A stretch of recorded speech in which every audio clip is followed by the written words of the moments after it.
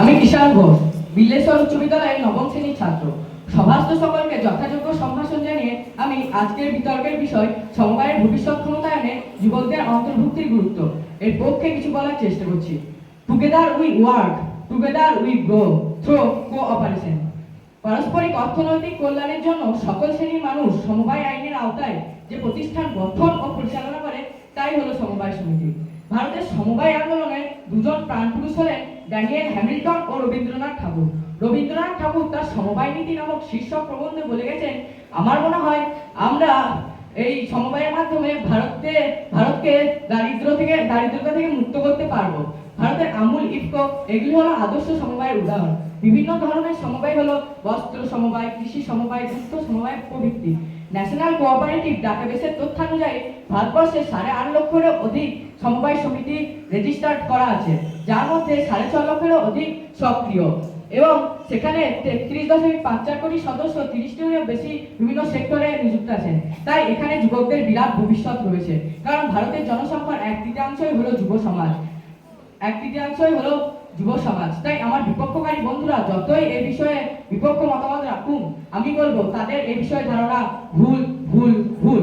আবার বর্তমানে একটা সমস্যা হলো, অনেকেই ভাবেন সমবায় মানে বুড়োদের ক্লাব, কিন্তু না, এটা একেবারেই ঠিক নয়। সমবায়েরও একটা ভবিষ্যৎ আছে, আর সেই ভবিষ্যৎ ক্ষমতায়নে যুবকদের অন্তর্ভুক্তির গুরুত্ব অপরিসীম। প্রথমত, প্রযুক্তি ও সৃজনশীলতা। যুবকরা ডিজিটাল যুগের ছেলেমেয়ে, তারা অনলাইনে অর্ডার দেয়, ইউপিআই তে পেমেন্ট করে।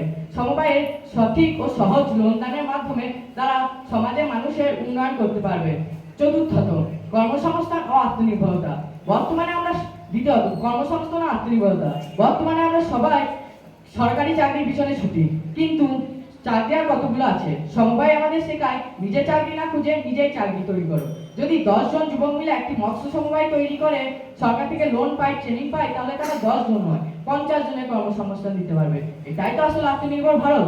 তৃতীয়ত, দীর্ঘস্থায়িত্ব ও স্বচ্ছতা। ভারতে বর্তমানে যুবকদের যদি সঠিকভাবে প্রশিক্ষিত করে এই সমবায় ঢুকানো হয়, তাহলে তারা দুর্নীতি কমিয়ে এক দীর্ঘস্থায়ী পথ দেখাতে পারবে। চতুর্থত, তারুণ্যের শক্তি। বর্তমানে সমবায় মানে শুধু লোন দেওয়া নয়, সমবায় মানে এক বৃহৎ কর্মযজ্ঞ, আর এই কর্মযজ্ঞে মাঠে ময়দানে নেমে দৌড়ঝাঁপ করতে পারবে যুবকরাই। তাই কবির ভাষায় বলি, এ বয়স দানে রক্তদানের পুণ্য, বাষ্পের বেগে স্টিমারের মতো চলে। একটি নতুন গাছকে বাঁচতে গেলে যেমন নতুন পাতা গজাতে হয়, তেমনি সমবায়কে বাঁচাতে গেলেও নতুন যুবশক্তি অন্তর্ভুক্ত করা প্রয়োজন। পুরনোদের অভিজ্ঞতা ও যুবকদের উদ্যম মিলে হবে সমবায়ের উন্নয়ন। পরিশেষে বলি, প্রবীণ মানে পুরনো খাতা, হিসাব শুধু রাখে। যুবক মানে নতুন ভোর, ভবিষ্যৎটা আঁকে।